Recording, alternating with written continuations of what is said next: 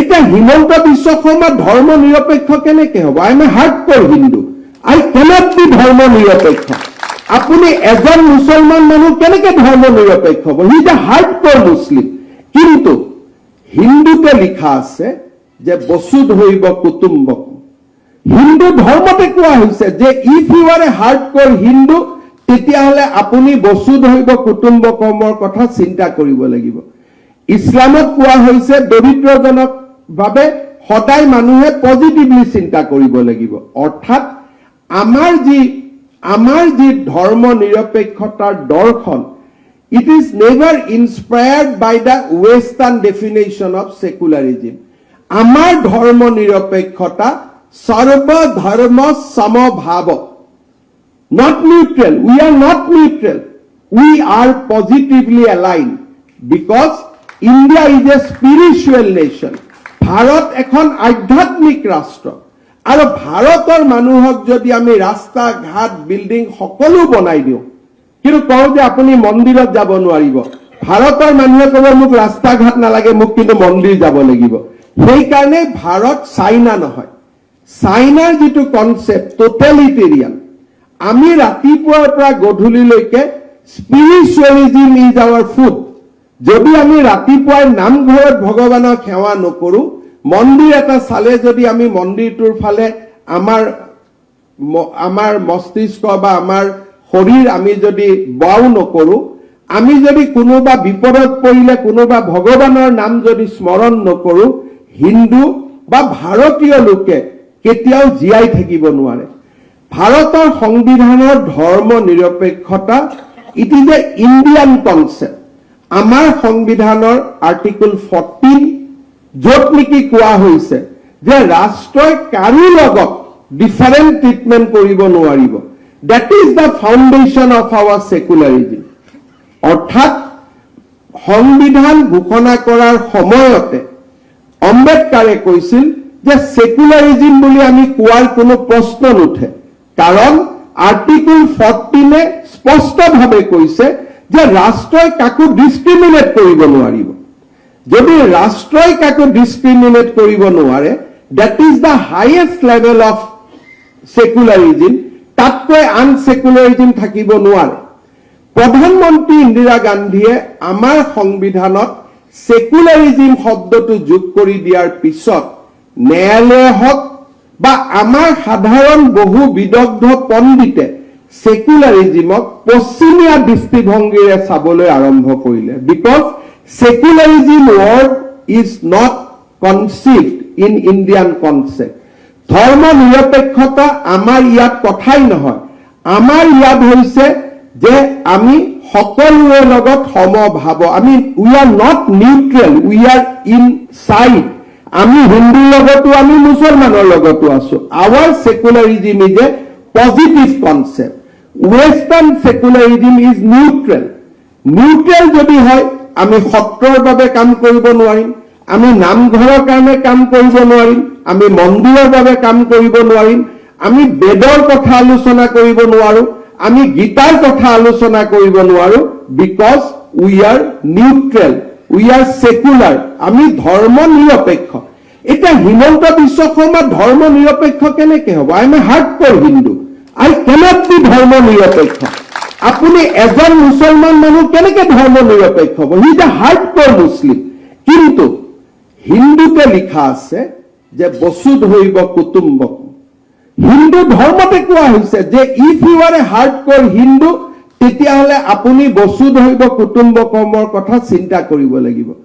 ইছলামত কোৱা হৈছে দৰিদ্ৰজনক বাবে সদায় মানুহে পজিটিভলি চিন্তা কৰিব লাগিব। অৰ্থাৎ আমাৰ যি ধৰ্ম নিৰপেক্ষতাৰ দৰ্শন, it is never inspired by the western definition of secularism. আমাৰ ধৰ্ম নিৰপেক্ষতা সৰ্ব ধৰ্ম সমভাৱ, not neutral. We are not neutral. We are positively aligned because India is a spiritual nation. Bharat এখন আধ্যাত্মিক ৰাষ্ট্ৰ আৰু ভাৰতৰ মানুহক যদি আমি ৰাস্তা ঘাট বিল্ডিং সকলো বনাই দিওঁ, কিন্তু কওঁ যে আপুনি মন্দিৰত যাব নোৱাৰিব, ভাৰতৰ মানুহে ক'ব মোক ৰাস্তা ঘাট নালাগে, মোক কিন্তু মন্দিৰ যাব লাগিব। সেইকাৰণে ভাৰত চাইনা নহয়। চাইনাৰ যিটো কনচেপ্ট টোটেলিটেৰিয়ান, আমি ৰাতিপুৱাৰ পৰা গধূলিলৈকে স্পিৰিচুৱেলিজিম ইজ আৱাৰ ফুড। যদি আমি ৰাতিপুৱাই নামঘৰত ভগৱানক সেৱা নকৰো, মন্দিৰ এটা চালে যদি আমি মন্দিৰটোৰ ফালে আমাৰ মস্তিষ্ক বা আমাৰ শৰীৰ আমি যদি বাও নকৰো, আমি যদি কোনোবা বিপদত পৰিলে কোনোবা ভগৱানৰ নাম যদি স্মৰণ নকৰো, হিন্দু বা ভাৰতীয় লোকে কেতিয়াও জীয়াই থাকিব নোৱাৰে। শিখৰ কাৰণে আমাৰ গুৰু গ্ৰন্থ সাহিব, জৈনৰ কাৰণে মহাবীৰ জৈনৰ শিক্ষা, বুদ্ধৰ কাৰণে গৌতম বুদ্ধৰ শিক্ষা, হিন্দুৰ কাৰণে বেদ কীৰ্তন ঘোষাৰ শিক্ষা, আমাৰ কাৰণে ই আটাইতকৈ প্ৰয়োজনীয়। কিন্তু ৱেষ্টাৰ্ণ নেশ্যন হৈছে যে no, we are neutral, state is neutral, they have their own history. যেতিয়া ফৰাচী বিপ্লৱ হৈছিল, ইংলেণ্ড বিপ্লৱ হৈছিল, ৰজা আৰু গীৰ্জাৰ মাজত সংঘাত হৈছিল, আৰু ৰজা আৰু গীৰ্জাৰ মাজত সংঘাতৰ পিছত তেওঁলোকে কৈছিল যে আমি ধৰ্মক সোমাব নিদিওঁ, উই উইল বি নিউট্ৰেল। কিন্তু আমাৰ ইয়াত আমি কোনো মানুহ নিউট্ৰেল হ'ব নোৱাৰো, কাৰণ 5000 বছৰৰ পৰা এইখন ভাৰতত চাকিৰ পোহৰ জ্বলিয়ে আছে, মন্দিৰত চাকি জ্বলিয়ে আছে, তাক কোনেও নুমাব পৰা নাই, সি নুনুমাই, ই অনন্ত কাললৈ এনেকৈ চলি থাকিব। কাৰণ আধ্যাত্মিকতা আমাৰ সংস্কৃতিত বন্ধা আছে। গতিকে সেকুলাৰিজিমৰ অসমীয়া কি? ধৰ্ম নিৰপেক্ষতা। উই কেনট। আজি যদি মোক কোনোবাই কয় আমি শপত লওঁতে আমি এনে শপত খাওঁ যে আমি ধৰ্ম নিৰপেক্ষ, শপত লৈতো কামাখ্যা মন্দিৰত যাওঁ, শপত লৈতো বৰদোৱাত যাওঁ, প্ৰতিজন মুছলমান মানুহে শপত লৈ আকৌ মক্কাত যায়। So we cannot be neutral. আমি সকলোৰে প্ৰতি সমভাৱ ৰাখিব পাৰিম, আৰু সেইটো কাৰণে আৰ্টিকল 14 কৈছিল যে ষ্টেট উইল নট ডিছক্ৰিমিনেট। আম্বেদকাৰক সোধা হৈছিল সেকুলাৰিজিম শব্দ লাগিব নেকি, নালাগে। সুপ্ৰিম কোৰ্টে কৈছিল যে Indian secularism is integral to our life, but we are not inspired by western সেকুলাৰিজিম।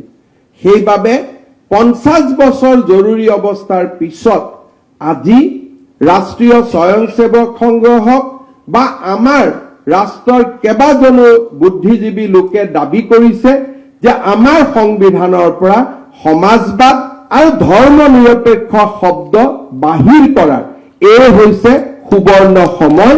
Because we are a mature democracy. Secularism শব্দ নাথাকিলেও Hindu by blood we are secular, কাৰণ আমি সকলোকে সমান চকুৰে চাওঁ। ফৰ আছ গোটেই পৃথিৱীখনে আমাৰ কুটুম্ব। গতিকে আমাক সেকুলাৰিজিমৰ পৰিভাষা ব্ৰিটিছ বা আমেৰিকান সংবিধানৰ পৰা নালাগে। আমাৰ সেকুলাৰিজিমৰ পৰিভাষা আমি গীতা আৰু ভাগৱতৰ পৰা ল'ম, সেই হৈছে আমাৰ সেকুলাৰিজিম। সেইকাৰণে আজি এই দিনটোত মই অসমৰ মুখ্যমন্ত্ৰী হিচাপে নহয়, ব্যক্তিগতভাৱে আৰু আমি সকলোৱে আমি লাহে লাহে কলনিয়েলিজিমৰ যি ধৰণে আজি আমি উদাহৰণবিলাক নোহোৱা কৰিছো, ৰেড ক্ৰছ লোক হৈ গ'ল এতিয়া লোক কল্যাণ পথ, কৰ্তব্য পথ, যি ধৰণে আমি ব্ৰিটিছ লিগেচি বিলাক নোহোৱা কৰিছো, লাহে লাহে ইমাৰ্জেঞ্চিৰ লিগেচি বিলাকো আমি নোহোৱা কৰিব লাগিব।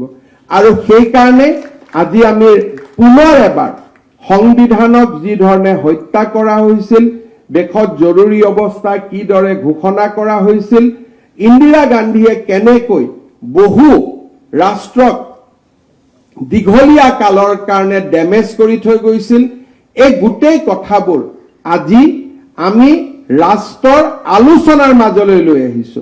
কাৰণ আজি ইন্দিৰা গান্ধীও জীয়াই থকা নাই, জয়প্ৰকাশ নাৰায়ণো জীয়াই থকা নাই। The actors are not there. বহুত যিসকল এক্টৰ আছিলে তেওঁলোক এতিয়া নাই, যিসকলে পাৰ্ট প্লে কৰিছিল এতিয়া নাই।